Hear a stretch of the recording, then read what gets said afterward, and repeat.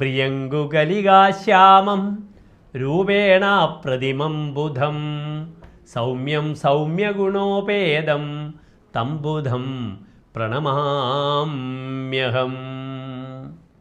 പ്രിയമുള്ള ഡോക്ടർ മാരാജി പ്രേക്ഷകരെ, സൂര്യൻ ഒരു രാശിയിൽ നിന്നും മറ്റൊരു രാശിയിലേക്ക് സഞ്ചരിക്കാൻ ഒരു മാസം എടുക്കുന്നു. ചന്ദ്രൻ 2.25 ദിവസം. എപ്പോഴും മാസത്തിൽ പകുതി ദിനത്തിലും സൂര്യൻ മൗഢ്യം കൊടുക്കുന്ന ഗ്രഹമായ ബുധൻ ഒരു രാശിയിൽ നിന്നും പ്രായണ സഞ്ചരിക്കുമ്പോൾ 1 മാസം മുതൽ 2 മാസം വരെ സമയമെടുക്കുന്നു. വളരെ വിശദമായി ബുധൻ്റെ രാശിചാരം, കർക്കിടകത്തിലേക്കുള്ള സഞ്ചാരം ഡോക്ടർ മാരാജി നിങ്ങളുമായി ചർച്ച ചെയ്തു. ഇപ്പോൾ ശത്രുക്ഷേത്രമായ കർക്കിടകത്തിൽ നിന്നും ബുധൻ ചിങ്ങം രാശിയിലേക്ക് പ്രവേശിക്കുകയാണ്. ചിങ്ങം സൂര്യൻ്റെ ക്ഷേത്രമാകുന്നു. സൂര്യന് ബുധൻ സമനാകുന്നു, തുല്യനാകുന്നു. ശത്രു മന്ദസിതൗ സമ ശശിസുത. സമനാകുന്നു സൂര്യന് ബുധൻ. പക്ഷെ ബുധനെ സംബന്ധിച്ചിടത്തോളം സൂര്യൻ തൻ്റെ ബന്ധുവാകുന്നു, സുഹൃത്താകുന്നു.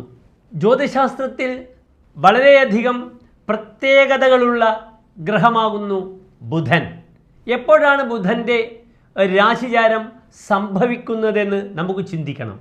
1799 കർക്കിടക മാസം 4-ന്, അതായത് 2024 ജൂലൈ 19 വെള്ളിയാഴ്ച രാത്രി 8:45 ഇന്ത്യൻ സമയം ബുധൻ ചിങ്ങം രാശിയിലേക്ക് പ്രവേശിക്കുകയാണ്. കേവലം 23 ദിവസം മാത്രമാണ് ബുധൻ്റെ പ്രവേശന കാലം. എങ്കിലും ഓരോ ഗ്രഹങ്ങൾക്കും ഓരോ സമയത്ത് ഫലങ്ങൾ നൽകുവാനുള്ള വിശേഷ സിദ്ധികളുണ്ട്. സൂര്യനും ചൊവ്വയും തങ്ങളുടെ ദശാപഹാരങ്ങളിൽ ആദ്യകാലത്തും വ്യാഴവും ശുക്രനും മധ്യകാലത്തും ചന്ദ്രനും ശനിയും അവസാന കാലത്തും ഫലം ചെയ്യുന്നു. പക്ഷേ ബുധനെ കൊണ്ട് പറഞ്ഞിരിക്കുന്നത് ബുധ ഫലതസ്തു സർവദാ, എപ്പോഴും ഫലം ചെയ്യുന്നു ബുധൻ. അതുകൊണ്ടാണ് പലപ്പോഴും പെട്ടെന്നൊരു വ്യക്തിക്ക് ലോട്ടറി അടിക്കുന്നത്, യാത്രാ സൗഭാഗ്യം വരുന്നത്, വിവാഹ കർമ്മങ്ങൾ നടക്കുന്നത്.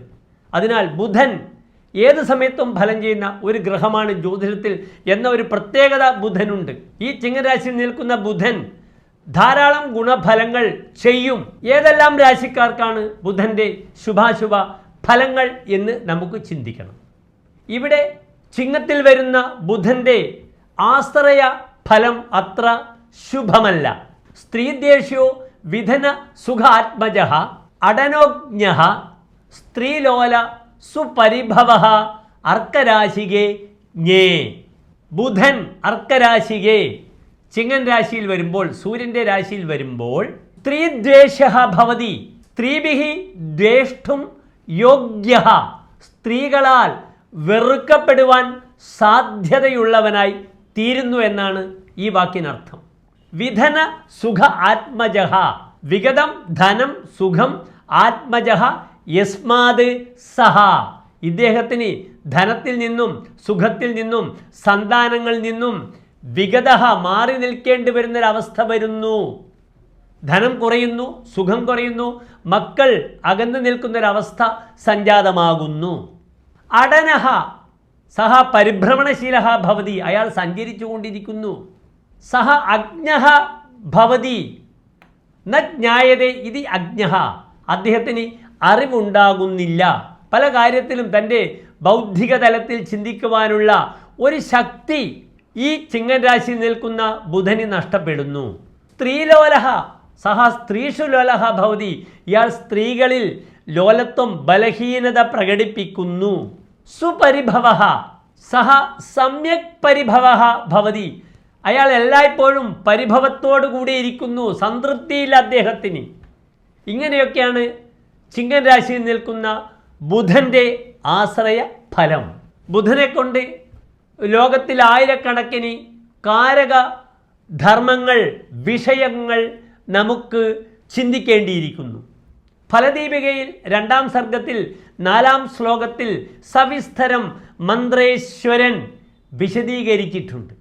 പാണ്ഡിത്യം സുവചനം കലാസു നിപുണതാം വിദ്വസ്തുതിം മാതുലം വാക്ചാതുര്യം ഉപാസനാദി പടുതാം വിദ്യാസു യുക്തിം മതിം യജ്ഞം വൈഷ്ണവ കർമ്മ സത്യവചനം ശുക്തിം വിഹാരസ്ഥലം ശില്പം ബാന്ധവ യൗവരാജ്യ സുഹൃദ തദ്ഭാഗിനേയം ബുധാത്. ഈ കാരകധർമ്മപ്രകാരം ബുധനിലൂടെയാണ് നാം മാതുലൻ അമ്മാവനെയും അമ്മായിയെയും മരുമക്കളെയും ഒക്കെ ചിന്തിക്കേണ്ടത്. കാളിദാസർ തൻ്റെ ഉത്തരകാലാമൃതത്തിൽ സവിസ്തരം ബുധൻ്റെ ഈ കാരകധർമ്മങ്ങളെ പ്രതിപാദിച്ചിട്ടുണ്ട്. നമുക്ക് പരിശോധിക്കാം. വിദ്യയുമായി ബന്ധപ്പെട്ട എല്ലാ മേഖലകളും ഭാഷാ പഠനം, ഭാഷാ പാണ്ഡിത്യം, ഭാഷാ പണ്ഡിതൻ, തർജിമ, വിവർത്തകൻ, വ്യാകരണം, ഗണിതം, ലൈബ്രറി, അധ്യാപകൻ, പ്രവാചകൻ, പ്രചാരകൻ, വിഷ്ണുവുമായി ബന്ധപ്പെട്ട് കിടക്കുന്ന ശ്രീരാമൻ, ശ്രീകൃഷ്ണൻ, നരസിംഹം തുടങ്ങിയ ദശാവതാരങ്ങൾ, ഹാസ്യബുദ്ധി, ഫലിതങ്ങൾ, സംഭാഷണം, തിരക്കഥ, റേഡിയോ ജോക്കി, ജ്യോതിഷം, തന്ത്രം, താന്ത്രിക വിദ്യകൾ, മന്ത്രം, മാന്ത്രിക വിദ്യകൾ, വാസ്തു, ഗൂഢശാസ്ത്രം, ആഭിചാരങ്ങൾ, ശില്പി, ശില്പം, പച്ചനിറം, ചെസ്സ്, ക്യാരംസ്, ചൂതുകളി, ലോട്ടറി, കോടതി, വ്യവഹാരം, വക്കീൽ, ശിരസ്താർ, മജിസ്ട്രേറ്റ്, മെഡിസിൻ, മെഡിക്കൽ ട്രാൻസ്ക്രിപ്റ്റേഴ്സ്, വൈദ്യം, സ്പോർട്സ്, കളിസ്ഥലം, രാജകുമാരൻ, രാജകുമാരന്മാരുമായിട്ടുള്ള സൗഹൃദങ്ങൾ, ഇതൊക്കെ ബുധൻ്റെ ആയിരക്കണക്കിന് കാരകധർമ്മങ്ങളിൽ ചിലതാകുന്നു. നാം ഇവിടെ ഇനി ചിന്തിക്കുന്നത് മേടം മുതൽ 12 രാശിക്കാർക്കും ഈ ബുധൻ്റെ ചാരവശാലുള്ള സഞ്ചാരം എപ്രകാരം ശുഭാശുഭങ്ങളെ നൽകുന്നു എന്ന വിഷയമാകുന്നു. ബുധൻ അനിഷ്ടസ്ഥനായാൽ ഞേ അനിഷ്ടസ്ഥിതേതു കോപോ ഹരി യുവനിർഭയോഹോ ദുർവജ തസ്കരാർത്ഥി.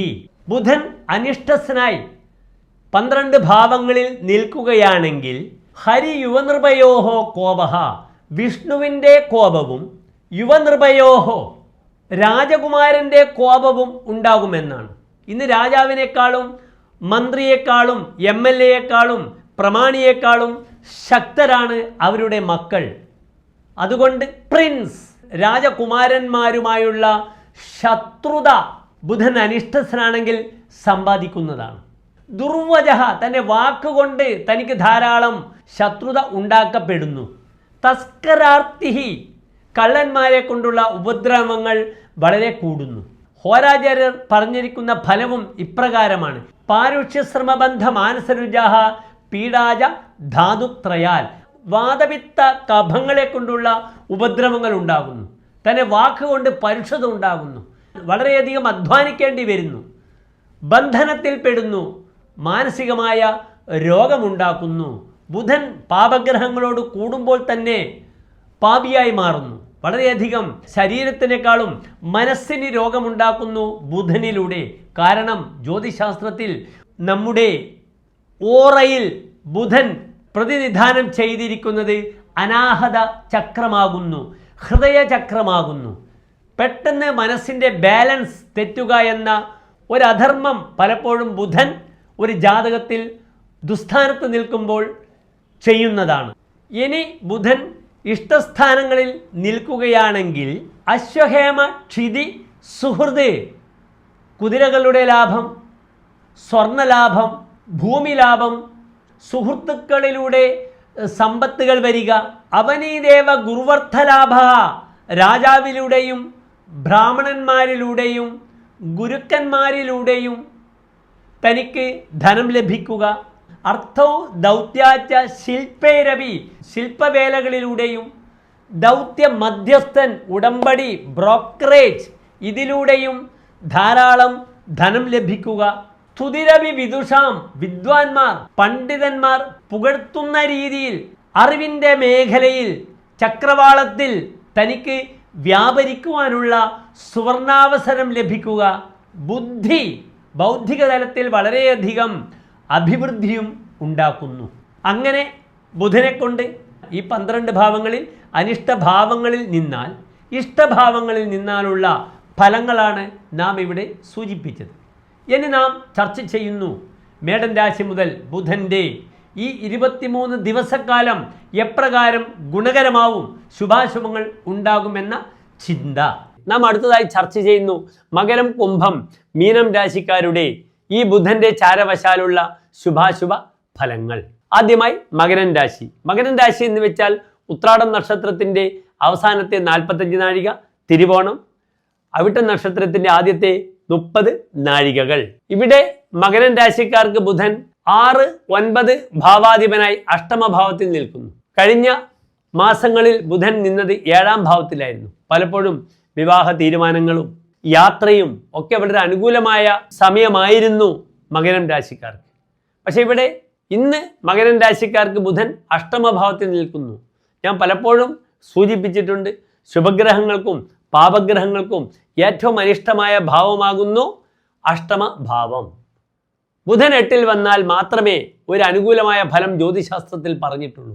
വിശ്രുത ഗുണാഹ, നല്ല ഗുണങ്ങളാൽ താൻ പൂജിക്കപ്പെടുമെന്നാണ് അതിൻ്റെ അർത്ഥം. ശതം ജീവനോ രന്ധ്രകേ രാജപുത്രേ ഭവന്തിഹ ദേശാന്തരേ വിശ്രുതാഹ. അന്യദേശത്ത് പേരും പ്രശസ്തിയും ഉണ്ടാകുന്നു. ഇയാൾ 100 ആയുസ് വരെ ജീവിക്കുന്നു. നിധാനം നൃപാത് വിക്രയാത്വാലബന്ധേ. നിധാനം, രാജാവ് തനിക്ക് കസേര തരുന്നു. തൻ്റെ അത്യുത്സാഹത്തിലൂടെ തനിക്ക് അംഗീകാരം താൻ പിടിച്ചു വാങ്ങുന്നു.